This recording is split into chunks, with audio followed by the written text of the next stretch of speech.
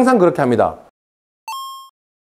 강의 들으러 오시는 분들이 혹시 직업이 어떻게 되느냐, 아니면 연령대가 어떻게 되느냐, 수준이 어떻게 되느냐 주최 측에 꼭 물어봅니다. 실제로 저 여러분들도 다 물어봅니다. 다 물어보고 무슨 일 하시는지도 꼭 물어보거든요.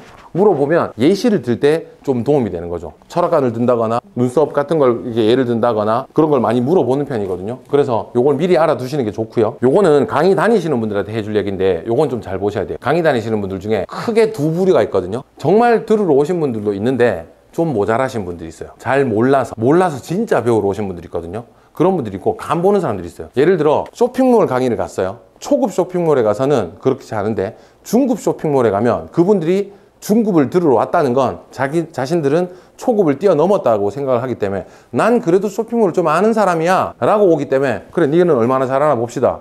우리나라 사람들이 전형적인 거 아시죠? 네, 보자. 이렇게 오시기 때문에 그런 분들 같은 경우는 눌러야 됩니다. 실력으로 누르든 팩트로 누르든 확 찔러놓고 시작해야 되고요. 그거 아니고 반대로 정말 몰라서 뭔가를 배우러 오신 분들에게는요, 너네들이 너무 몰라서 그런 것 같은데 내가 좀 알려줄게, 이런 느낌으로 가시면 안 되고요. 존중이 있으셔야 되고요. 그리고 그분들을 높이셔야 됩니다. 예를 들면 라이브 커머스라고 할게요. 여러분들 라이브 커머스 배우러 오셨잖아요. 라이브 커머스가 뭔지 아세요? 모르거든. 모르니까 왔는데. 모르세요? 제가 설명해 드릴게요. 너 잘 모르지? 내가 알려줄게. 약간 이렇게 되는데, 여러분들 선생님 너무 잘 아시겠지만 라이브 커머스 그러니까 살아있는 상거래, 그죠? 생방송으로 물건을 사는 걸 배우러 지금 오신 거잖아요. 선생님도 다 잘 아시는 거 압니다. 모르고 왔는데 지금 내 말에 뭐가 있었어요? 정보가 다 있었어요. 그러니까 모르지만 내가 지금 안 무식해도 돼. 다 알았거든. 좀 전에 다 알았거든. 약간 이런 식으로 약간 배려를 기반에 두고 높여드리는 게 필요해요. 잘 모르셔서 의기소침하신 분들에게는. 그런 분들이 1시간 정도 강의를 하고 나면 나름 좀 알게 됐거든요. 그래서 더 많이 에너지를 쓰시는 경우가 많아요. 요 두 가지가 많다는 거죠. 이제 방법론적으로 강의 준비를 할 때 저는 크게 요 세 가지를 구분하거든요. 제일 많이 하는 방식이 PNS 방식인데요. PNS가 Problem and Solution이거든요. 문제를 제기하고 해결책을 내요. 예를 하나 들어드릴게요. 옛날에 짜장면 드실 때 냉장고에 막 스티커 붙여놨었잖아요. 자서 붙이다가 누군가 그걸 해결하려고 들고 들어왔었어요. 뭐가요? 책자로 들고 왔어요. 책자 이렇게 막 그 안에 막 다 들었었어요. 좋긴 좋은데 그 책자도 모이니까 냉장고에 소복하게 쌓여가지고 귀찮아 죽겠어요. 그것도 싫으니까 이걸 앱에다 싹 다 담아 볼게요. 투자해주세요 라고 실제로 발표한 사람이 배달의 민족의 실제 프레젠테이션이었었습니다. 이걸 5분 발표하고 최초에 20억 투자를 받고 처음으로 20억을 받고 아무것도 안 하고 광고를 때립니다. 무슨 광고를 때리냐면 기억나실 겁니다.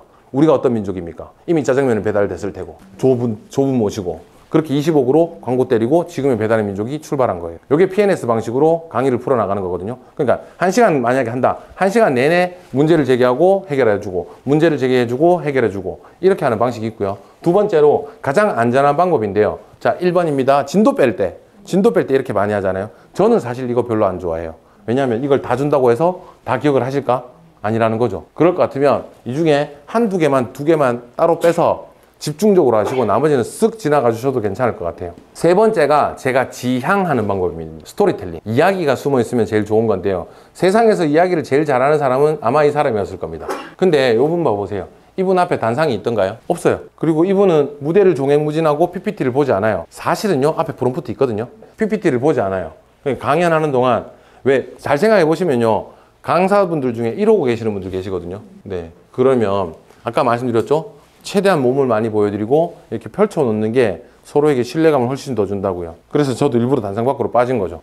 요거 목적을 한번 보세요. 캐리 언니예요. 안녕, 캐리예요. 오늘은 장난감을 가지고 놀아볼 거예요 하고 1시간 막 놀아요. 놀고 나서 딱 끝났어. 의도가 뭐였을까요? 그걸 본 아이가 뭐라고 말해야 되죠? 엄마 나 저거 사줘. 어디에도 이거 사세요라고 하지 않았으나 결국 판매를 유도하는 이런 것들도 스토리텔링이 있다는 거죠.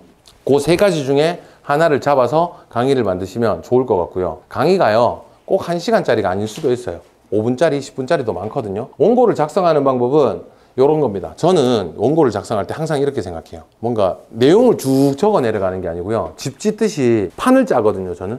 어떻게 끌고 가서 어떻게 노래 한 곡 부르는 식으로 판을 짜는데 이렇게 제가 질문을 할게요. 이게 원고를 작성하는 방법이에요. PPT는 이렇게 적어 놓고요. 저는 실제로는 이렇게 말할 겁니다. 자, 보라색은 의도라 그랬잖아요. 그죠? 제가 하고 싶은 말은 요 말이에요. 제가 하고 싶은 말은 요 말인데 PPT에는 이렇게만 띄워요. 이유는 PPT에 모든 정보를 다 주고 내가 말을 하면 무슨 문제가 생기냐면요. 제가 이걸 그대로 읽어볼게요. 자, 지금 읽어볼 테니까 제가 빨리 읽을게요.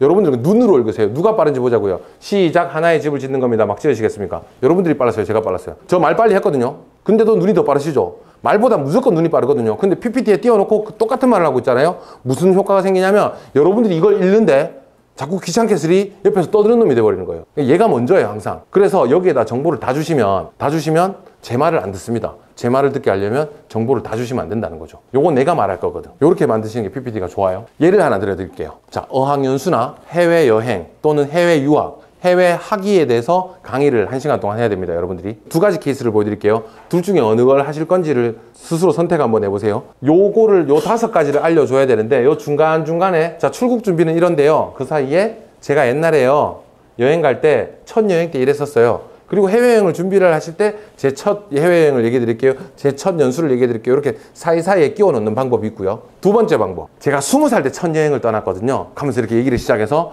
25살 때 뭐 했고요. 30살 때 뭐 했고요. 35살 때 뭐 했고요를 쭉 얘기하는 과정에 첫 여행 때 아, 생각났다. 뭐 여권 6개월 남은 게 있어야 됩니다. 아시겠죠? 하고 내 이야기 안에 정보를 집어넣는 방법이 있어요. 두 가지 똑같은 얘기입니다. 똑같은 얘기인데 방식은 달라지겠죠. 요걸 하시겠어요? 이 두 번째 걸 하시겠어요? 설계인 겁니다. 나열하는 식이 우리가 알고 있는 나열식인 거고요. 이거는 내가 설계한 거예요. 내 이야기를 먼저 쭉 풀어놓고 그 안에다가 정보를 제대로 된 정보를 집어넣는 거죠. 원고나 PPT를 이렇게 작성하셔야 강의가 설계돼서 짜여진 채로 이동이 되거든요.